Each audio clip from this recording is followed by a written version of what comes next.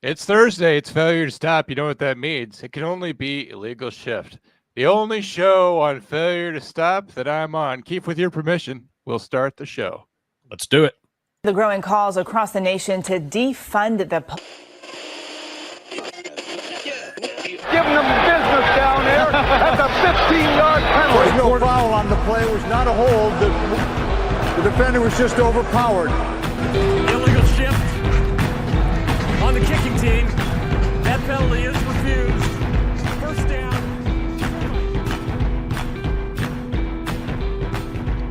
Guns up, giddy up, Wolfpack. It's failure to stop. It's the #1 podcasted platform where you go to be informed and entertained. I'm John.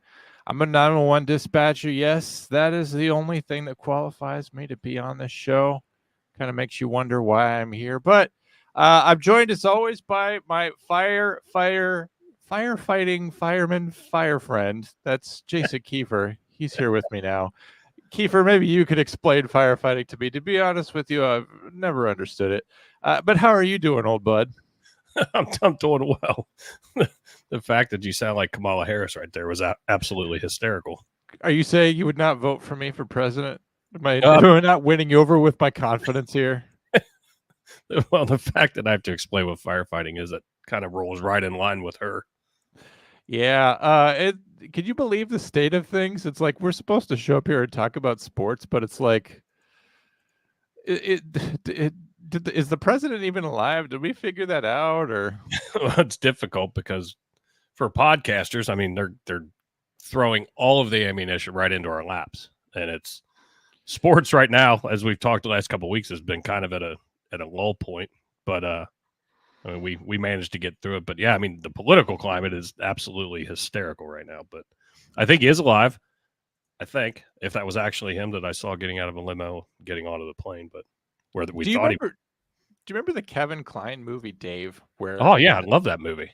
With the president, like he has a stroke, but like they don't want him to be removed from office because they've got all this like criminal shit that they're all trying to carry on. They're all trying to get paid and do all their stuff. So they like find a lookalike. Like, can you believe that may actually be where we're at right now? Because they only need to hold out for like a couple more months, right? Right. As scary as it is, I think it's actually very plausible. That movie is great, though. I think all-time classic. I think it is possible. Whatever happened to Kevin Kline? It's a good question. I don't know. Where did he go? I don't know what he was in after that. I think he was in Wild Wild West, which is probably something that hurt his career. Yeah, I remember that one. You're right. Completely forgot. But what about after that? Was that just like the end of his career? Or? I don't remember seeing him in much after that, though. Because that was big in the theaters. That was a big blockbuster in theaters because that's when Will Smith was just killing it at the time. But I don't know. Yeah, he was still big at that time. We'll have to do research. I don't know. So, like, what's going on with you? When's the next one more and I'm out of here? We actually, it's kind of interesting, the fact of when it is. It'll be sometime this weekend. Okay. But there wasn't an episode last night that everybody should like go back and watch if they haven't seen it already, right?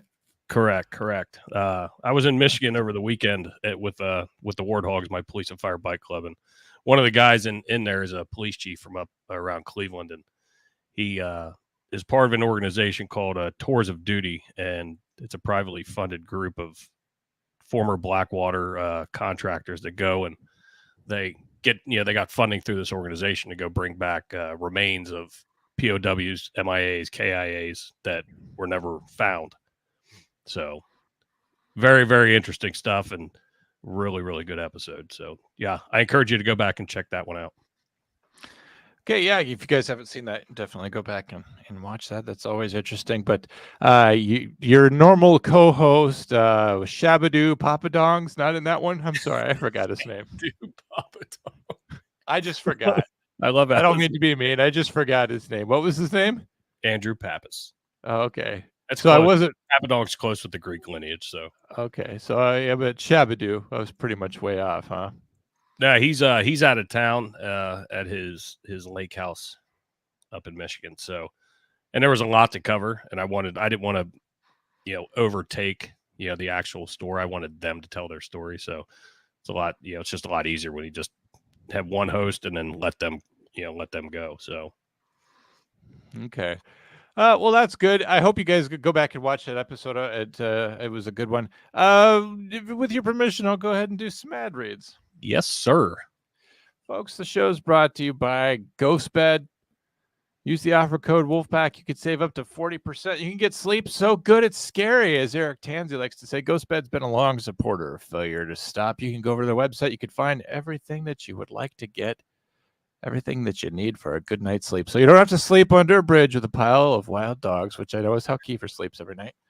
But you can go over there. You can find mattresses, adjustable mattresses, cooling technology, bed frames, sheets, pillows, everything that you need. All the stuff that you would find in a typical American bedroom, you can find at ghostbed.com. You could save big money on it because you can use that offer code Wolfpack. You could support our show, save us from the evils of slavery, as we like to say, because they like to support first responders, firefighters, police officers, and veterans of various wars. And they send that money back over to us, and they keep us going over here. So go to ghostbed.com, use that offer code Wolfpack. We sure do appreciate it. And just remember, with GhostBed, they got the guarantee. You can use it 101 nights, not 100, not 99, but 101, so that you can make sure that you're happy and satisfied. And even if you have the credit of Antonio Brown, 0% down, 0% financing, you can still make that happen for you. So you don't have to sleep on the bridge. Also, I'm super happy because I just got my delivery of Factor meals yesterday. I'm fasting right now. I'm currently at 82 hours, which is why I'm about as scatterbrained as a fully fueled Kamala Harris. Oh my God. I'm doing as well as she does on a full stomach. So that just shows you like the difference there. Are you unburdening the burden? I'm pushing myself just to see if I could do it. I'm heading to a later point in my life, and I want to see if I can have this self-control to do what I need to do to push through to 100 hours. So it'll be about another day before I can eat. And at that point, it'll probably be broth and bringing me back into the world of the eating. But yeah, I mean, yesterday I made the huge mistake of going to the gym before I went to work. Oh God. So like I hadn't eaten, in a couple days, and then I jump on the treadmill and all I'm doing is walking, and my heart rate's like 148, just walking. Weird. I know.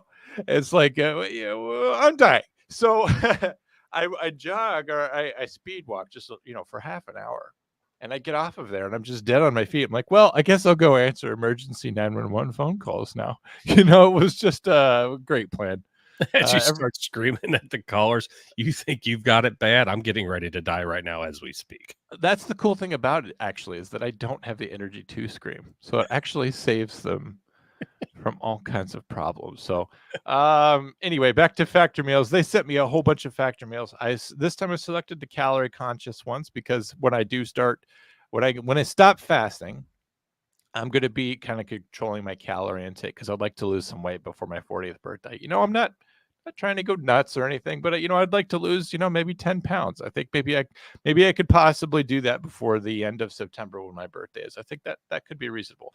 I'm going to do that with intermittent fasting. I'm going to do that with Factor meals because that's going to help me just easily manage my calorie intake. I know how many calories the meals are, and then I put one of those away and take that with me to lunch while I'm at work so that I don't die instead of answering 911 phone calls. That's kind of the plan. So go over to Factor Meals, use the offer code Wolfpack50. You could save half off to start, and I think 20% the second week. Is it cheap? No. But you know what? It is very valuable because they will send you fresh food. They send it right to your house. You can use the app. You can set up your meals every single week, however many you want to be delivered to your house. You could pick out from they have 300 delicious recipes on there. I love their chicken. I love their pork. I love everything that they've got on there. And they send it to my house fresh, right? It's not frozen. It's fresh. It goes right in the fridge. And then 2 minutes in the microwave, and boom, you're ready to go. You got a better meal than what your coworkers are eating. They're eating Taco John's. And I know that it sounds like, man, Taco John's is delicious, but they eat that every day. Okay, that is wrecking their insides. Their stomachs are at war with Mexico down there. Okay, that is going to take them out eventually, sooner or later. I'm getting fresh food prepared by chefs. It's simple home cooked meal that they send to me. And I really love Factor Meals. So thank you to Factor Meals for supporting the show. Thank you for supporting my personal goals. I really appreciate you guys over at Factor Meals. Use the offer code Wolfpack50. Keith, first story of the day. I didn't have a graphic for this setup. Sorry about that. That's all right. But I guess I wanted to talk about Ceedee Lamb. He's apparently going to hold out to pressure the Cowboys to find success. This is from SportsIllustrated.com. This is from yesterday. So I guess this is the Cowboys training camp is here. And the message is still clear for the Dallas Cowboys. The 2024 season must be successful. A 12-5 record with no playoff victories will not cut it. Unfortunately, this, Sports Illustrated here is like drawing some kind of hard line in the sand. All throughout the Jason Garrett tenure, this is exactly how far we went. And even with Bill Parcells, too, he was a great coach. He was better than Jason Garrett. We couldn't get that wild card. We couldn't get past the wild card win. We couldn't get the divisional win. And yet, somehow, the Cowboys are in a must-win mode with the contract discussions that must be had. The franchise worries that paying big contracts will leave the team vulnerable in other areas. One of those contracts the front office has to worry about so far is that of the star wide receiver Ceedee Lamb, because without a new one, the Cowboys won't be seeing Lamb on the field anytime soon. Lamb is not expected to be at training camp when it opens. The Cowboys receiver is ready to land his mega deal. Certainly, Lamb will be at or even higher than the $140 million contract that Minnesota Vikings inked Justin Jefferson for. I like how this is a professional article, and yet it ends the sentence in a preposition. That's very weird. Lamb finished last season second in the league with receiving yards at 1,749, third in touchdowns. The proof is in the pudding when it comes to the stats that just show how impressive Lamb could be for the team. However, his absence will only bore more frustrations with the win now franchise. What do you think about him holding out? Do you like that tactic? Do you think that that's something that he should be going to? Do you think that actually puts pressure on Jerry Jones? I mean, this happened before back in the 90s to where Emmitt Smith was actually holding out into the regular season. Do you think that will work out for him? I don't. I mean, just knowing in the conversations we've had about Jerry Jones in the past, and knowing how Jerry Jones is, and what's his son's name? Jebediah Jones. No, Yeah, it's Stephen Jones, who's helping run the team too. But I mean, obviously, ultimately, the decision's up to Jerry. Jerry doesn't care. We've already figured that out. Like you and I've talked about that ad nauseum. He'll grab somebody else cheaper, especially when he's got to work on Dak, if he's choosing to go with Dak. You got Micah Parsons, who's going to be up. So you have a lot of money, kind of in the same situation as the Bengals are, because we got, Jamar Chase is going to get screwed over this year. We had T. Higgins on a franchise tag. These owners, the players think that they have the owners by the balls, and some of them do, but not all of them do. And I don't see Jerry Jones falling for it. If he holds out, and okay, whatever.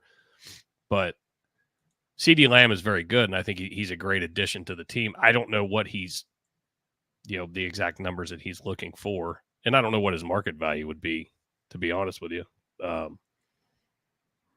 But I mean, hopefully they can come to some type of compromise, because for your team, I think it would be a great, having him back. But I don't know, because I mean Jerry Jones is very stubborn and arrogant, so it's hard to tell what he's going to do. Well, like I said with Emmitt Smith, he's that was a long time ago. That was back in the 90s. That was also back when the Cowboys were winning a lot, and it was obvious that we weren't going to have that same kind of success without Emmitt Smith, because the success really wasn't with Troy Aikman as much as history remembers. But I have to say, without Ceedee Lamb, I don't know where the options are going to be. A few years ago, when we let go of Des Bryant, there was a clear gap, a loss of talent at the wide receiver position, and that's when we brought in Amari Cooper, who we'll talk about in a second. Mm-hmm. But who's waiting in the wings? Who's the Amari Cooper level talent that can kind of keep us going, keep us winning? Where's he at? Are we going to have to make a trade that's going to cripple us at some point? I mean, we have a history going back to Michael Irvin with that too. After Michael Irvin got hurt, we brought in Joey Galloway. We forfeited all these things in order to make that trade happen, and then Joey Galloway got hurt. So I'm hoping that Jerry Jones learns his lesson from the unavailability of Michael Irvin, from the I don't know, the forced retirement of Des Bryant, or whatever you want to say. That if you have this material here, you've got to strike while the iron is hot. And Jerry has said before, he's like, I write checks, I pay money. People know this. Right. But he does have other positions that he has to worry about. And if it's only the receiver that we're paying, particularly when this year the running back room is in trouble. Right. We're relying on Ezekiel Elliott, a player that we cut 2 years ago, to get us through it this year. And he's on a 1 year, correct? He's on 1 year. I think this is just him coming back so he can retire with the Cowboys. I think he's going to be splitting the load with, not with Tony Pollard, because we let him go too. But if you look at it, just across the league, over the course of years, these salaries just keep going up and up and up. And they're so astronomically high. And I haven't fact checked or looked up, what the Cowboys budget is overall total, what their team budget is, but you have to pick and choose where you're going to put your money at. And when you have one more year with your quarterback, do you want to keep Dak or do you not? Do you let him go and then hope to draft? So I don't even know who's Dak's backup. It's Trey Lance they got from San Francisco. So okay, he's not nothing. Right. No, absolutely. He's got some experience, but then you go to the draft to get another quarterback. If you let Dak go, there's just so many moving pieces. I wouldn't be able to do it. Sit there and you've got your whole board. I love watching the draft and like the movie Draft Day. I think I talked about couple episodes ago, just all of those pieces are all right. Where are we putting our money at? Where can we kind of skimp and hope to just get through? It's, to me, that just makes my head hurt. So I'm kind of at a loss. I mean, I don't know what he's asking, but I would try to find it, especially like you said. I mean, you could fill the spot, you could fill the shoes, but are you really perfectly filling the shoes to get the talent on the field? Well, he's on his last year of his contract, so he's getting paid right now anyway. So then we have to also find money to find someone to replace him. It seems like we have to do this every year with the Cowboys, because I remember this in 2020 with Dak Prescott. Is he going to get a new contract? And we're doing it again with Dak Prescott. I don't get why we can't manage that situation better. I mean, I guess I do. It really just comes down to Jerry and his management of the team every single year.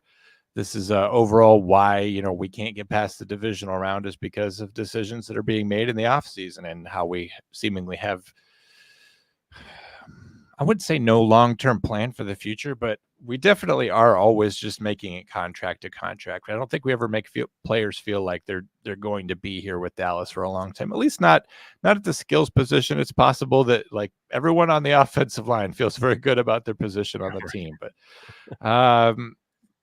and the other thing is that being the wide receiver for the Dallas Cowboys, there's always a little bit of being a diva there, which Des Bryant was far more of a diva than Ceedee Lamb is, but Des Bryant also, I think, had a little bit higher production earlier in his career. I would have to double check the stats on that. So I don't know. Back to the article. Since I have been alive, it feels as if the Cowboys are in win now mode every year. Didn't I say that? Yeah. Jerry Jones settling in for a losing season is something that is not in his DNA. However, the beloved Cowboys have many decisions to make, starting with Lamb's new contract. The franchise has a chance to get off on the right foot with Lamb's contract discussions. Or this could drag on and fans could feel less and less enthused with how the team's biggest stars are being treated. Something tells me that we've only just begun with this drama in Dallas. Yeah, I would say I have to generally agree. That just sounds like par for the course in Dallas. We're doing everything with Dak Prescott. We're doing everything with Ceedee Lamb. And can we see a reality where those players are not with the team next year? Because who would that even be? And something that I don't remember or never pay, I guess I didn't pay attention to it, but I brought up to you in a text, that J.J. McCarthy hasn't signed his stuff yet. Hasn't gone to camp yet. A rookie quarterback who just got drafted. I remember, like, as soon as you were drafted, boom, ink was on the contract. The check was cut. I just don't remember, the young guys coming in holding out. Like, your salary is already defined. So I don't understand why you're not signing and getting to work. I don't. It seems like we're seeing more and more of that over the last few years. Do you think it could just because J.J. McCarthy doesn't want to spend his career with the Vikings? I mean, that makes sense to me. Could be. I mean, he could set kind of a new precedent where, you get drafted by the Vikings and you go out there and show what you could do, but then you go straight to free agency. I mean, there's going to be plenty of teams if he can perform well. I mean, that's really where he has to bet on himself, as they say. He has to bet on himself that he can go out there and show that he's going to be talent that's going to be worthwhile for some other team to hire. At the same time, you look at somebody like Trey Lance. Like, Trey Lance was somebody that was drafted high and taken by San Francisco, and now he's in a backup position in Dallas. And is that Dallas's trump card as well? Does Dallas think that they can just roll out with Trey Lance after a little bit of development and be fine with Trey Lance? I don't know.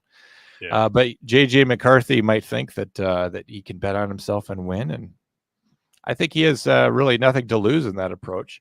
I don't know what the benefit would be of getting out of Minnesota or staying in it financially. The only thing I could think of is, in terms of getting out of Minnesota, is if you want to win a Super Bowl, maybe Minnesota's not the place to do it. On the other hand, that division has never been more competitive. We don't know what Jordan Love is gonna do, and he's kind of contract negotiations too, which is also weird because Jordan Love is also one of these new guys. So. And he stated he's not showing up until he gets a deal. Yeah, what is it with these younger guys throwing their weight around? Maybe I should try that. Maybe I should go tell my boss that I'm holding out for a wage increase. Call me tomorrow. Let me know how. There wouldn't be any phone call. I would just see it posted, like my job's, that they're hiring for a 911 dispatcher. I'm like, well, that's the end. That's the end of old me. Bet on myself and lost. Wouldn't work out for me. Anyway, it's interesting to see who's showing up, who's not showing up. Across the league, there's some other news, of course. Brandon Aiyuk is reportedly still asking for a trade, but he has shown up to camp, as far as I know. Isn't that what the latest news on Aiyuk is, that he showed up even though he doesn't want to be there? I haven't heard that he is not. And we just covered this last week, but I'm trying to. We just covered it last week, but I believe he has shown up for camp. Reportedly attending 49ers training camp despite trade request. Yeah, he showed up, and he wants a trade request, or he's requesting a trade. He doesn't want to be there, but he has shown up. So that's ultimately what is important, is that he's there for the team. I like that, rather than not showing up, standing up the team, making everyone wonder what's going to happen with him. Randy Gregory. And what's that do to your He's locker doing. room? Yeah, exactly. Randy Gregory for the Buccaneers. He did not report. I don't know if you remember Randy Gregory. He used to play for the Cowboys. He went and played for the Broncos for a little bit, but he did not report for training camp, and he missed the mandatory mini camp. Tampa Bay Buccaneers have placed outside linebacker Randy Gregory on the reserve did not report list on Tuesday after he did not report to training camp. This is a guy that has gotten chance after chance after chance after chance with the Cowboys. He was always getting into trouble with rule infractions. I think could have been substance issues or performance enhancing drugs, but he got massive suspensions. Dallas Cowboys kept believing in him. Jerry kept believing in him, and he would show occasional flashes of talent. But, now he's gone and played for the Broncos, and he can extend his career. He could extend his income by millions of dollars, but he just doesn't show up. Gregory has also had 3 days of unexcused absences in the team's mandatory minicamps. He did not participate in voluntary offseason workouts. There's been no word from Gregory, his agent, or his attorney. It's amazing how he has an agent and an attorney just ready to go. That shows you who Randy Gregory is, to explain his continued absence. The linebacker was signed to a 1-year deal with Tampa Bay during the offseason to help bolster his defense after losing Shaq Barrett to the Miami Dolphins before he suddenly retired.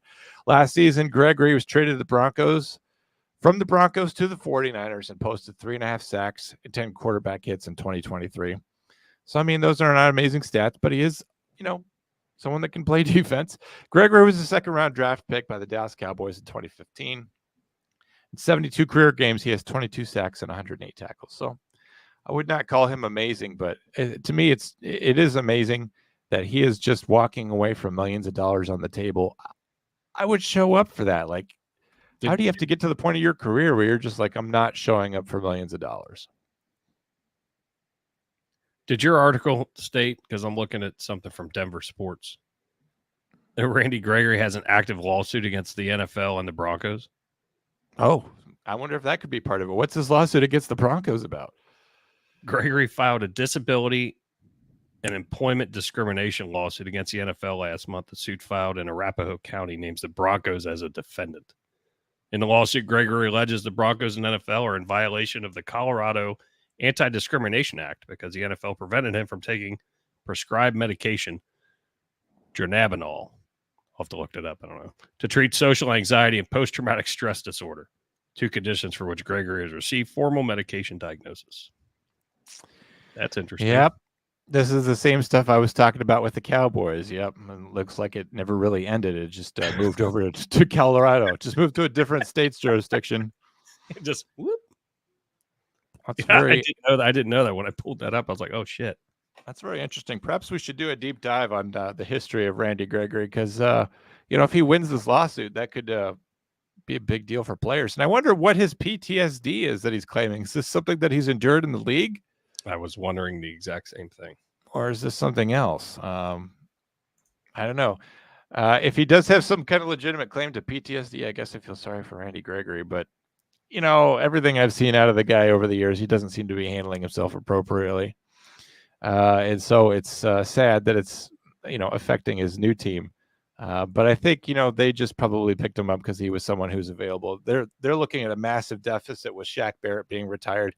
And you're just going to go out there and get whatever pieces you can get, right? Like it's almost like when you play fantasy football and your player's injured for the week, you're like, well, who can I find that's, sitting on waivers or, I'll just go ahead and plug them in there and just hope for the best. That obviously worked out very well for the Buccaneers last year and their quarterback. So, just finding someone that will work. They won the division with that. So maybe that's what they're trying to do at defense. There's a quote from Gregory. It says, I'm a 25-year-old pro athlete with no friends.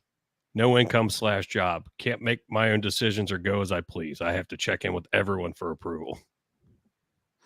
Sounds like he's got kind of a bit of a 13-year-old's mentality on that. He couldn't go home because his relationship with his soon-to-be ex was disintegrating and he couldn't be with his 2-year-old daughter, Sophia, the one perfect thing in his life. He could not see his coaches or hang out in the locker room because NFL rules prohibited him from being in the facility. Let's see. Is he like Diet Antonio Brown? Is that what's going on here? This is yeah, it's very interesting. Seems like maybe I hate to laugh at somebody's misfortune, but come on, dude. He is a millionaire. You had world by the balls and whatever decisions you made. Anyway. Yeah. I wanted to talk about Chris Oglave. You're bringing it back from the bringing it back. It's just a cheap reference. Saints Chris Oglave. Or Olave. Yes, or Olave. Coach Dennis Allen said Tuesday that Oglave, his shoulders hurt, was placed on the active no football injury list last week. Will participate in practice on Wednesday. I really just wanted to mention this guy's name again because he came up on the list. And then also Odell Beckham. Odell Beckham also apparently starting on the PUP list. He's out with the Dolphins now, for those of you who are having a hard time keeping track of where he might have gone in his career. Miami Dolphins fans will have to wait a little bit to see veteran wide receiver Odell Beckham Jr. in the field with his new team. Per NFL Network's Tom Pelissero, Beckham was placed on the active physically unable to perform list at the start of training camp on Tuesday. He noted that the 31-year-old is working through minor things, and this is part of the plan of easing him back into the game of football. Beckham spent time with the 2023 season Baltimore Ravens and appeared in 14 games for recording 35 catches and 3 touchdowns. The Ravens released him in March, and he signed with the Dolphins in May. A 3-time Pro Bowler, Beckham was one of the best receivers in the league before injuries derailed his promising career that began with 3 straight 1,000-yard seasons. I remember him with the Giants. He was very hilarious and very irritating. The 2014 number 12 pick suffered a fractured ankle in 2017 with the Giants. He tore it in his ACL in 2020 with the Browns. And he tore his ACL again in Super Bowl, whichever one was the one that the Rams had. The forced injuries and had him sit out the entire 2022 season. By signing with the Dolphins, Beckham joined a talented receiving corps that is Tyreek Hill and Jalen Waddle, both of whom recorded over 1,000 yards in each of the last 2 seasons. Quarterback Tua Tagovailoa, or however you say his name, will certainly enjoy having 3 game changers on the outside. Would you say that he's still a game changer if he's been injured this many times? He's torn his ACL twice in the last 4 years. I mean, if the Dolphins are all about having like a very fast game, very fast receiving core, I don't know how someone who's had his ACL torn twice is going to be running as fast as Tyreek and Jalen Waddle. No, I agree. I agree with that last statement. But I mean, I think he still has some flashes of greatness. But you're also, and it's just another look for a defense. But how many plays is that before he hobbles off the field or whatever? But I mean, I still think he is a little bit of a threat, and I think he got a 1 year $3 million deal from what I just read. I couldn't remember what it was. Incentives involved in that as well, but. I mean, defenses are going to have to look a little bit differently at the Dolphins because you're going to have Tyreek just blasting right off the line and just running like flash lightning. But I don't know how long he'll last, but I think he's got another year in him, at least half a year. I see this as pretty much the end of him. I mean, he's at season 10. Yeah, I mean, he had to sit out a year or whatever, but I mean, he's 10 years deep into his NFL career. He's on like his 5th team. I guess I have to be happy that because I used to hate Odell Beckham Jr. when he was with the Giants.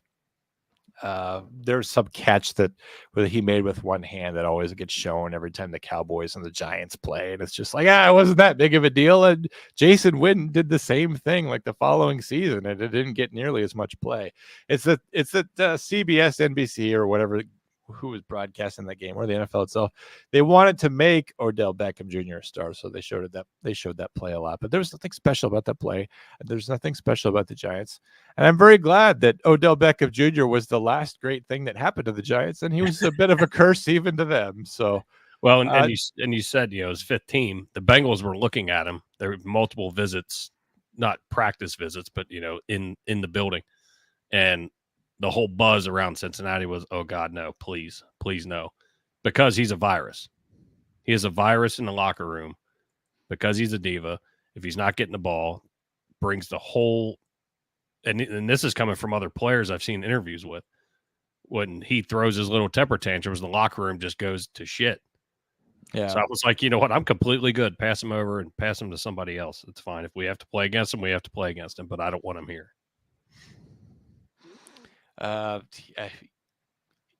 Yeah, I completely agree. If there were any talks about him coming to Dallas, I would not want to touch him with a 10-foot pole either. So, but I don't really know what goes on in the minds of these AFC teams with the Ravens or the Dolphins. I guess the Dolphins still feel like they're in contention mode, that they could possibly make a Super Bowl run, and by adding him to their roster, they're helping. But I think he's sort of in Randy Gregory shape too, where he's just someone that we found that's a free agent that we could possibly figure into this. And you never know. He may not even make it to the end of the offseason. He could be cut. Isn't he the one that got escorted off a plane?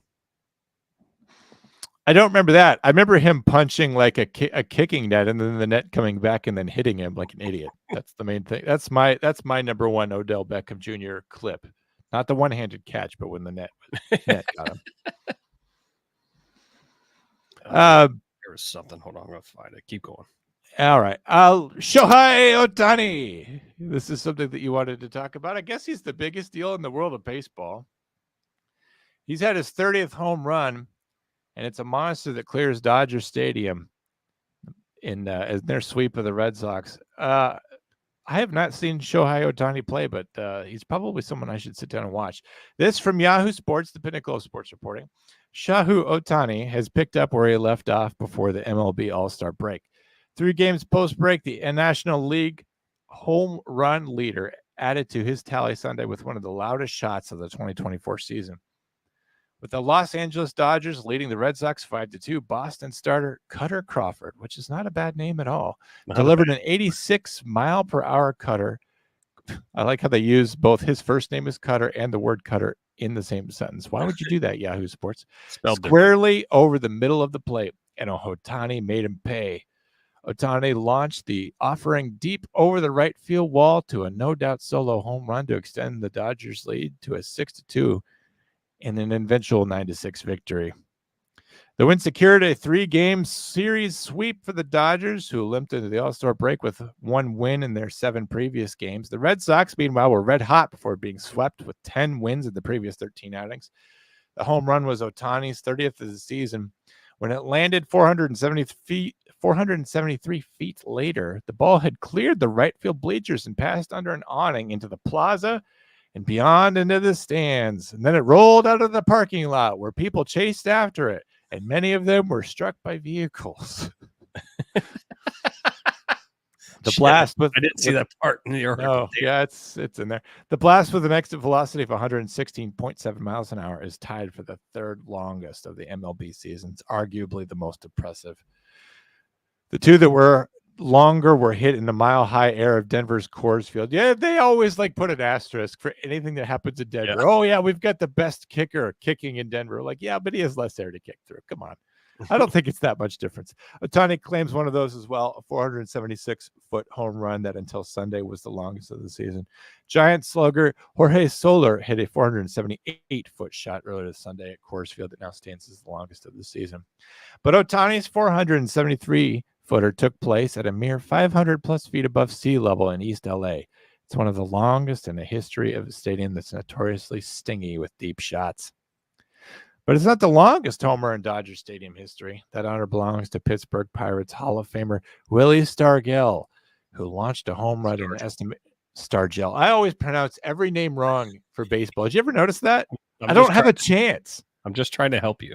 No, I appreciate it, but I get frustrated. It's why do they all have names that are unpronounceable? I mean, I'm doing fine with Shohei Otani, but I can't get Willie Stargell. You actually sound Japanese there. It worked out perfect. I know. Well, I've been working on that one. All right. Some Pittsburgh Pirates guy hit it for a high 506 feet into the parking lot and into some guy's beer right beyond the right field bleachers in 1969.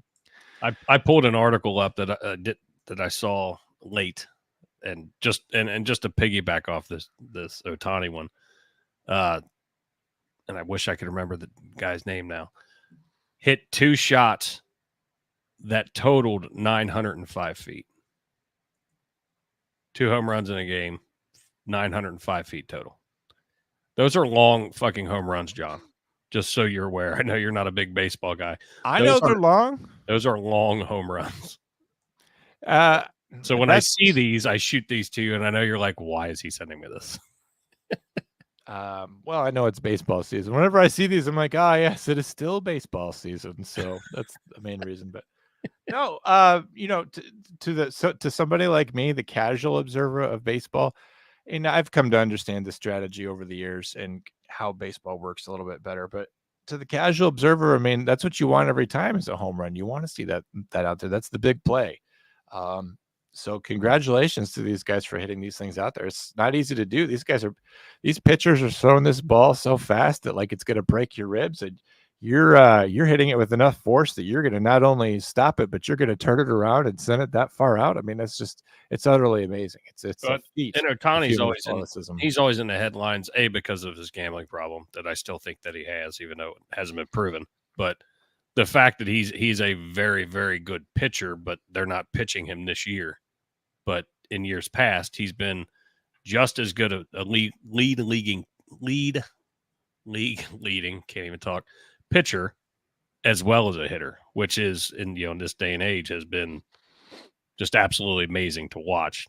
But the fact that he's they don't have him pitching, they usually have him as a designated hitter. and he's killing it. I mean, even though I gave him a bunch of shit over the gambling stuff and whatever, he's still a hell of an athlete and a hell of a ball player. So, yeah. Speaking of more ball players, Bobby Witt, is that somebody you want to talk about? Bobby Witt Jr. falls single short of cycle after getting plunked in fourth at bat versus the Diamondbacks. The summer of Bobby Witt Jr. continues. I'm excited because I'm aware of Bobby Witt Jr. You know how? how's that? I saw a T-shirt with his name on it at Shields the other day. That's literally it. Sorry. The Kansas City Royals star started Monday's game against the Arizona Diamondbacks with a triple, a double, and a home run, meaning he approached his fourth at-bat a single away from his first career cycle. He fell short of the milestone after getting plunked on his first pitch of the fourth at-bat, ultimately causing tempers to flare in both dugouts. But it didn't spoil Witt's big night as he led the Royals in a 10-4 win over the Diamondbacks. Witt records fourth straight 3-hit game. Witt, who has been on a tear since the All-Star break, led off a game with a triple to the right field corner. The triple was his 10th of the season, trailing only fellow All-Star Jarren Duran of the Boston Red Sox. In his next at-bat, Witt led off the third inning with a double and came around to score on a Vinny Pasquantino. Did I even get that one even close? Pasquantino. That was close. That was close. You know what? Going for the rest of the baseball season, I'm going to have you read the baseball ones. Single take to cut the Arizona to lead 3-2. In the fourth, he slammed the door on the Diamondbacks with runners on the corners and Kansas City leading 5-3. Witt launched it at Miguel Cancer. Now I'm all like psyched up to the point where I don't think I can talk. Now you're all flustered. Miguel Castro, as if that name were hard. Fastball over the left center field wall to extend the Royals' lead 8-3, leaving him a single short of the first Royals cycle since George Brett in 1990. I did it. George Brett. You got the that Kansas City home crowd was on its collective feet in anticipation when Witt entered the batter's box in the sixth. It was met with immediate disappointment. Womp womp. Oh, well, he didn't get the chance to complete that, but he's still having a big summer, and I think they should be happy about that. What's going on with the Bengals? Well, I was trying to see, and I couldn't find good footage. I was trying to see if he got hit on purpose, because if he did, I mean that's just complete bullshit baseball. Give the guy a chance to hit for the cycle, because it potentially is a once in a lifetime, especially in the majors. You're saying that the pitcher just threw it at him on purpose so that he couldn't hit it? That's what I'm wondering. See, I understand baseball things. There you go. Oh yeah, I just found the video. He threw it at him on purpose. You think so, huh? Oh, I know so. Well, that's some chicken shit stuff. He's gonna act like the pitcher's gonna act like he didn't, but Kiefer's opinion is that he beamed him on purpose. Well, that would be where the outrage would come from in the dugouts, right? You have a dishonest pitcher just hitting him with it to give him the ball rather than the opportunity to hit it. That makes sense. I say that, but although if I were a pitcher, I'd probably hit him too. Yeah, it's what we would all do, and yet we're all mad about it. So I know, right? That's the problem, is that you do have the spirit of the game, and you do want to see amazing things accomplished for baseball and in baseball. But it's still competitive, and if you're up there and if you're pitching, you can't allow that shit. And, right. But yeah, I mean, I don't know. The same thing goes on in football all the time. Like if you could break the rules and you're going to get a penalty, but it's going to save you in the long run. I mean, we still do that in football too. So I can't remember what baseball manager it was. And this is back some years ago, but they've got all the different signs and the signals and, the triggers and this and that. And there's one manager, and it's older footage, and he literally just yells, "Hit him!" Doesn't even hide it. Hit him. It's funny you say that. I was researching articles for today's show, and the idea that you could be a Major League Baseball manager or whatever, and just telling the pitcher to hit the guy, and that there wouldn't be any consequences for that kind of behavior, that sort of unprofessionalism. Over in football right now for the Texas Longhorns, they just made it so that when other teams do the horns down, hand gesture, that's not going to be a penalty against any player that does that. Prior to this year, if you did a Longhorns down gesture at the Texas Longhorns, that was going to be an unsportsmanlike conduct penalty. So it's amazing that in college football, you can make a hand gesture that sort of disrespects your team, and that's a penalty. But in the history of baseball, you could just tell your pitcher, throw the ball directly in his face. It's not a problem. So at least college football is getting their stuff figured out. Before I go on and embarrass myself with more baseball stuff, we wanted to mention that some haircuts have happened. Haircuts right before school have happened. Right before school, I love it. Just like you're going to kindergarten, your first day of first grade or something. But Joe Burrow and Amari Chase have gotten some respectable haircuts. Of course, Joe Burrow looks a little bit here like some sort of discount M&M. They're nicknaming him Stan. Yeah, he's Stan. Why don't you ever write back? Jamar Chase just looks like he's got his Denzel Washington. Just looks like a fine, upstanding guy here. Nothing really to say about Jamar. But Joe Burrow earlier this offseason, he was walking around looking like Hayden Christensen in the Star Wars movies, where he looked like he was about ready to take out some of the younglings. Yeah, and now he's got his full M&M thing going. What do you think about this? Is his big funny, or do you really think that image is all that important in the NFL to the point where he's showing off? This sort of like diet Dennis Rodman type behavior. What do you think? I think it's absolutely ridiculous looking. I don't care. I don't care what he does with his hair, as long as he shows up and stays healthy and throws the football and scores touchdowns. Don't care. This city, when that broke, that was late. That was news breaking all over, all the all the local news feeds and everything else. And people and on all the threads were losing their shit over the haircut. I can't believe he did that. I can't believe he did that. Oh my God. And I'm like, over the haircut, he's going to wear a helmet when he goes out on the field. Right. I'm like, who gives a shit? Now, I do think Jamar's looks better. To your point, I think looks like a very dapper, distinguished gentleman. But yeah, the dyeing it blonde and shaving it all off, okay, whatever. But then you go completely, white blonde, bleach blonde. I don't get it. Obviously he's flashy in his clothes anyway. Whatever. He's always been a flashy guy, even when he was LSU. There's a picture of him smoking that cigar after the win or whatever. If I was him on the field, that's all I give a shit about. Yeah, just stay healthy. And I think if he stays healthy, he'll perform. But if I was him, you know what I would do? I would make it look like I had just gone to the county fair. I would get my hair orange and I would put black tiger stripes in it. Yeah, tiger stripes. Bengals. If you're gonna do something, then look like one of the idiot fans out in the fucking stands. Dye your shit. I don't know. I don't think it really matters so much. But even Dak Prescott has subtly changed over the years. He's gotten a lot more tattoos. I don't know if you noticed this, but he is always out there playing in long sleeves. And I've always wondered, does Jerry make him play in long sleeve? Because I think he's got full sleeve tattoos on either arm. And I don't think that's necessarily the image that the Dallas Cowboys are trying to project. So I've always wondered if Jerry is making him wear long sleeves. Do you have any theories on that? Well, that's like some police and fire agencies have, a tattoo policy that even if it's 105 degrees out, you have to, put on the Under Armour sleeves or wear a long sleeve, duty shirt. But I'd never even noticed that. Now that you say it, I never paid attention. So maybe that is the case. I don't know. Maybe Jerry Jones is being the grumpy old man and not letting people express themselves. I don't know.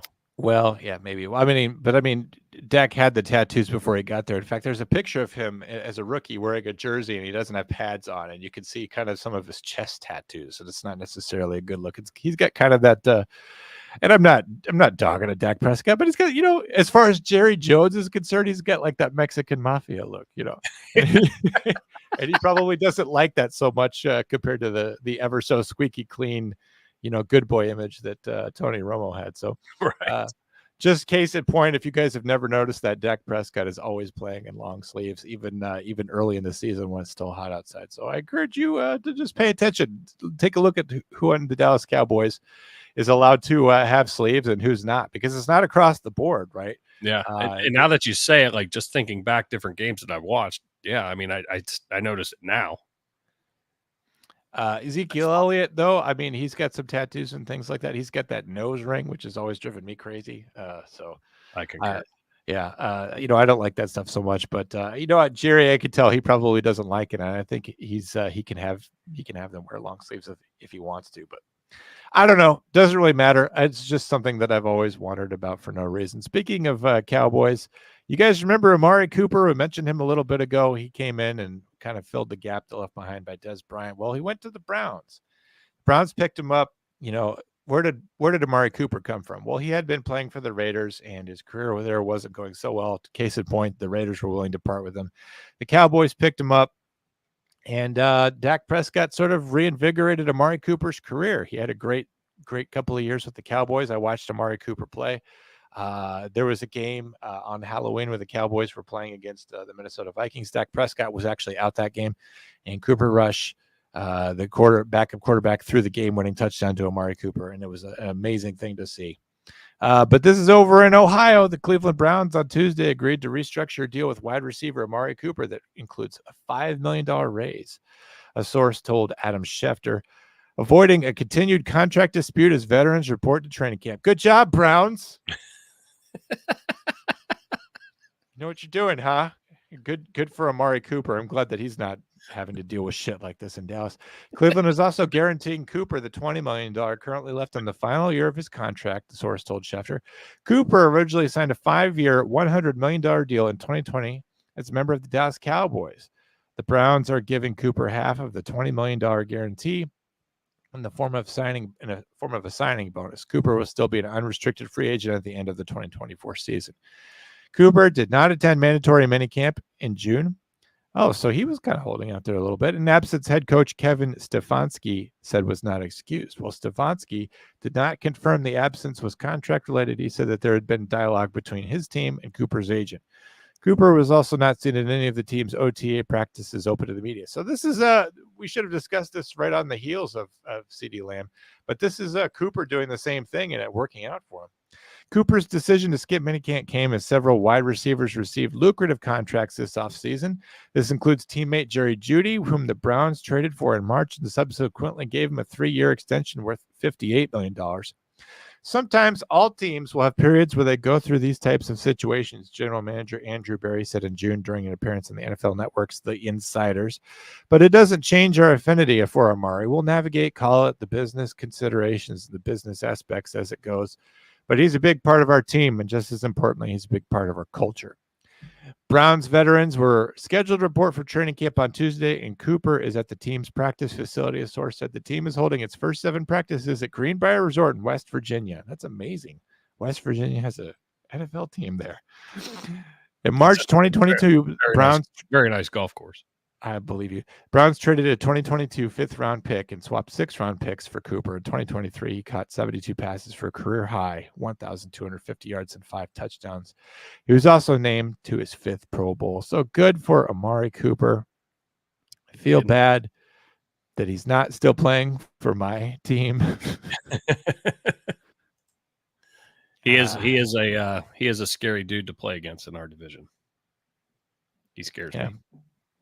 He was a good player, and he stepped into the role left vacant by Des Bryant pretty well, and it turned out pretty well. And we kind of let him go so that we could get Ceedee Lamb, and now we're dealing with the same kind of shit. So, but we would be dealing with that anyway with Amari Cooper. At least the deal that we can't get done is with a younger guy. So I don't know. Are we coming out ahead? I have no idea. We'll find out, won't we? NFL is ignoring both Joe Burrow and me because I came up with this idea. An 18-game season is coming, but how will that be? They're saying that the 18th game would be, it would actually be the first game, that it would be in August, which would be kind of cool because then that would help me get through baseball season, having NFL start earlier. But they're ignoring Joe Burrow's excellent idea of having 2 bye weeks, extending it out, having the Super Bowl fall on the Sunday before President's Day, and then everyone or lots of people would get the Monday off after the Super Bowl. The NFL, this is from CBS Sports, the NFL is engaged in the Players Union in high-level discussions about an 18-game season. The NFLPA executive director says the 18-game season could come before the new collective bargaining agreement The National Football League expanded from 14 regular season games to 16 in 1978 and from 16 to 17 in 2021. As you may have heard, another expansion of the regular season is not far ahead. During a regular meeting with the Washington Post, the Players Association Executive Director Lloyd Howell revealed that talks with the league have begun regarding an NFL 18-game regular season. These are not the formal negotiations that will come, but talks are. It is indeed happening. We have talked at a very, very, very high level, superficially, very high level, but only superficially. I like how he's like, we're talking with top men, but we're just shooting the shit in the elevator. With a recognition about, this is something that we should talk about, and we really should kick the tires and understand what else goes in that decision-making process, Howell said. Where does the 18th game come from? I think the foregone conclusion is, you just grab it in what would otherwise be a preseason game in August. You play it forward, but these are the details that really need to be fleshed out. But again, there are other economic, health, and safety matters that also need to be clear for our members before there's ever an agreement about an 18th game.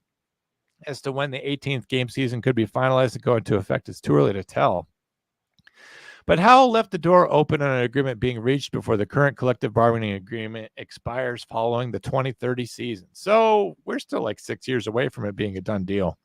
Right. I mean, it'll probably be sooner than that rather than later, but they're saying that has to get done in the next 6 years.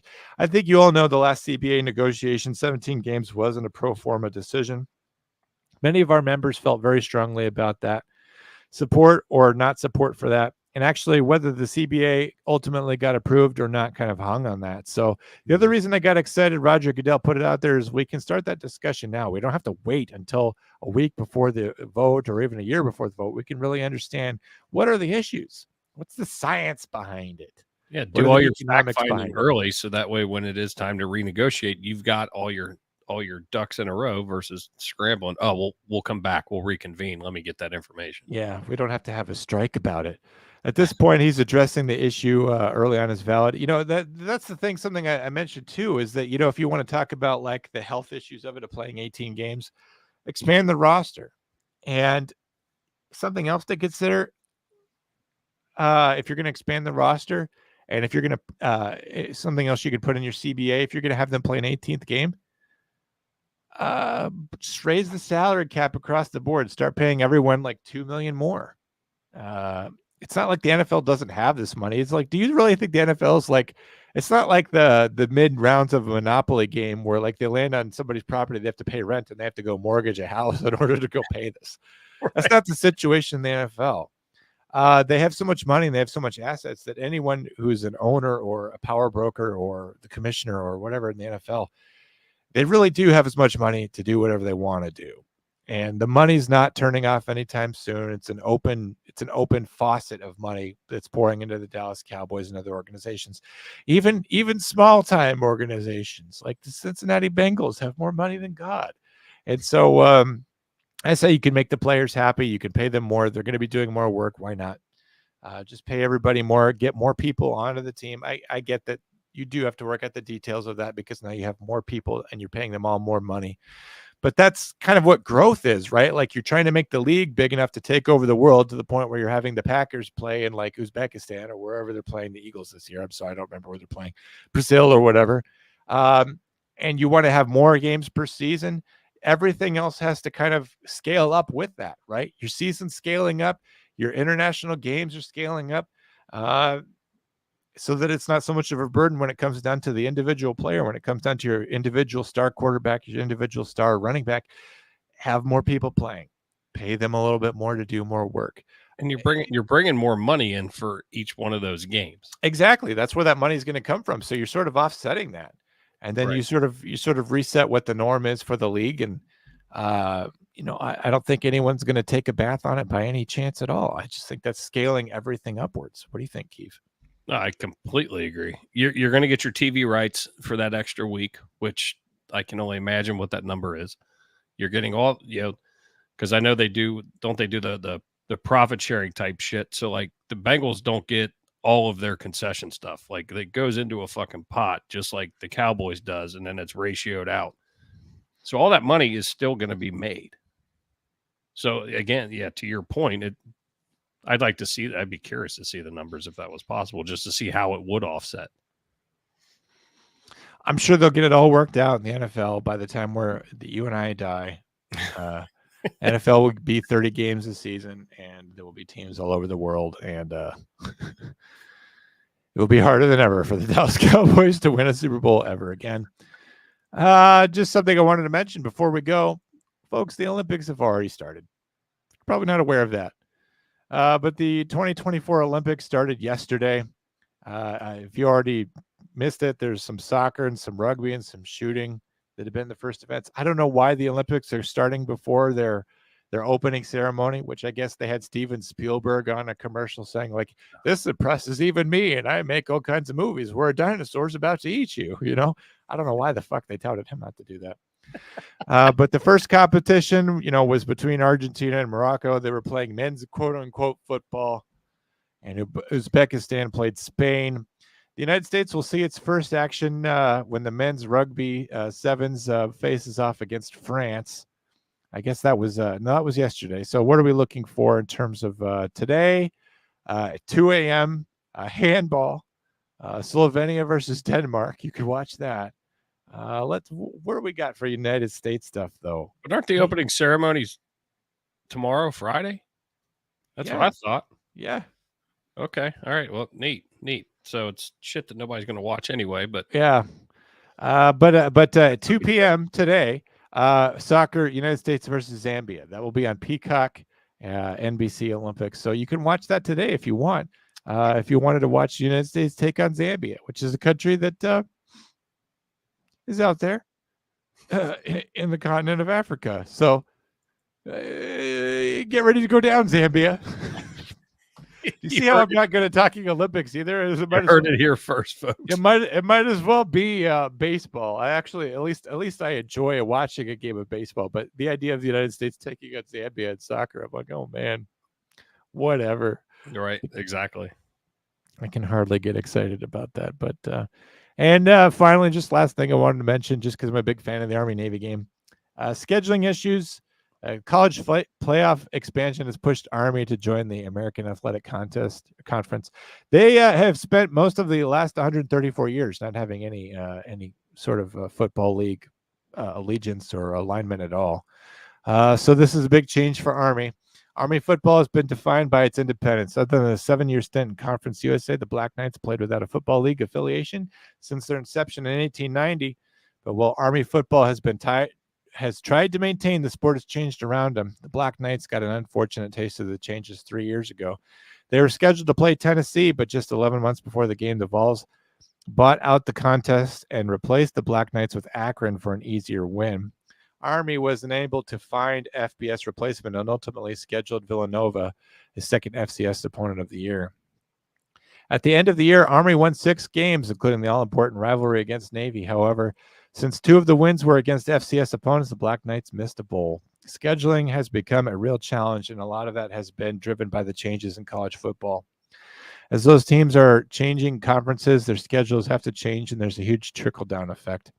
In 2024, the Army makes its debut as the newest member of the AAC. The Black Knights are the 7th edition over the past 2 seasons and pushed the league to a stable 14 teams. While coaches certainly were worried about defending Army's option offense, there was a unanimous excitement about bringing a program of this caliber. I think it speaks to the athletic leadership of the conference. As the athletic world blew up, the conference said, hey, you 6 former Conference USA schools, come here. Hey, Army, you looking for a home? We got you. We got you. They're very calm, very calculated in terms of leadership of the conference. It's a pain in our butt, but let's be honest. I tell my players, they're the only program that has been more physical, mentally tough than we have. Our guys have been reminded of that, and a compliment to Army. It's a great addition.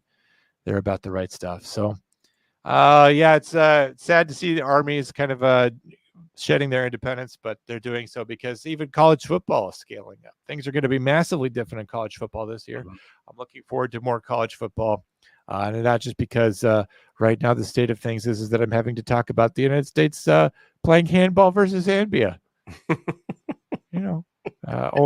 Only a discussion of golf might actually make me more sad. Keith, anything else on your mind this week in terms of sports? We appreciate everybody kind of bearing with us through sort of the doldrums of the year. You know, we kicked the show off in November when there's tons to talk about in terms of football, but we're just glad you're kind of listening, maybe kind of reminding you of that sports still exists, you know, in July. Well, your banner says it all too. Comedy and sports had a baby that can work wherever it wants. This is it. Yeah, we're trying to give you something. We want you to. It's not that sports are so important, but there's so much doomsday shit, you know, on Wednesday, and you know we don't know if the president of the United States is still alive, and the guy running against him just got shot at, and like the lady that they're putting up to replace him is basically, you know, she's dead from the neck up. She really has nothing going for her either. So, when we look at the state of the things in the world and here in the country at home and the degrading of our society, I think it's okay to take a few minutes to just sort of put your head in the sand, if only to just relax and talk about some things that really don't matter at all. Sports are a great diversion for that. As long as you don't make sports your life, as long as you don't like stop caring about the fact that society exists and that politics care about you, even if you don't care about politics. And being a good citizen and all the stuff that you're supposed to do, I think sports have their proper place in anyone's life. And that's why we appreciate you listening to this show. I'd also like to apologize for me. I realize now that it's too late, that being, you know, now 83 hours into a fast, this is really the same thing as me being drunk. I don't really know. This isn't good. I really should just go get some caffeine or something, at least, because I'm allowed to have caffeine. So I'm going to go get a cup of coffee and try to put myself back together because I'm a mess. Keith has another show coming up this weekend. We want you to look forward to another episode of One More and I'm Out of Here. It's always a great show with Papa Lapa Ding Dong. I'm sorry, I forgot his name again. I can't even remember it even when I have had chicken nuggets inside of me. I don't have any of that going on right now. So thank you so much, guys, for watching Illegal Shift, listening, or however you're taking us in. We'll see you back here next week, hopefully with a little bit more news. As in another month's time, we'll be getting into preseason NFL stuff. Things will start coming together. Hopefully, some contracts will be signed. We'll have some things to look forward to. Baseball is going to be getting better and better and better as we head into October. We'll be able to talk about some things going on with the Olympics. How many gold medals we have? If you ask me, we ought to go back to war for deciding who has the best country. That's just me, though. Keith, anything else before we leave? That's it, man. I appreciate everybody listening. And John, I love you. I appreciate this. I appreciate this time with you every week. Yes, Keith has to go. He's got an appointment, and like I said, I've got to go get some coffee before I go completely off the rails. So we'll catch you back here next week. We'll talk to you later. Guns up, giddy up. Good night, America. See ya. Bye.